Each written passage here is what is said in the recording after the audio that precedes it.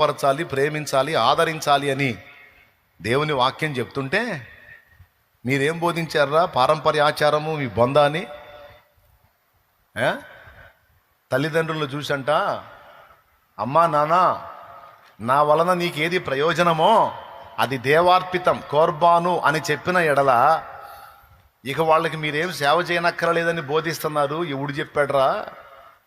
ఇది మీరు కల్పించారా? దేవుడు చెప్పాడా? దేవుడు ఏం చెప్పాడు?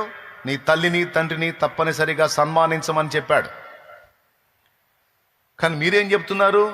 తల్లిదండ్రులను చూడాల్సిన అవసరం లేదు, వాళ్ళని చూసి నా వలన నీకేది ప్రయోజనమో అది దేవార్పితం అని చెప్తే వాళ్ళని మీరు చూడకపోయినా పర్వాలేదు అని బోధిస్తున్నారు. ఎవడు చెప్పాడు అని నిలదీశాడు యేసయ్య.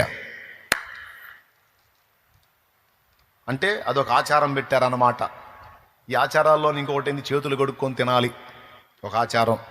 ఒక ఆచారం ఏమో తల్లిదండ్రుల్ని చూడాల్సిన అవసరంలా.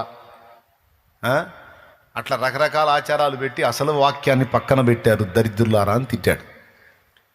ఇకపోతే ఇదే సందర్భంలో ఇంకొక విషయం కూడా చెప్తున్నా. ఇప్పుడు కొంతమంది మాల వేసుకుంటున్నారు, యేసు ప్రభు మాల. ఆ వరుసలో వస్తున్నా, దేవునికి స్తోత్రం. ఏంటిది? యేసు ప్రభు మాల. నాకు తెలిసి వేసుకొని వచ్చిన వాళ్ళు ఇప్పుడు ఇక్కడ కూటంలో కూడా కూర్చొని ఉండవచ్చు, ఎందుకంటే వాళ్ళకి నా మీద అభిమానం.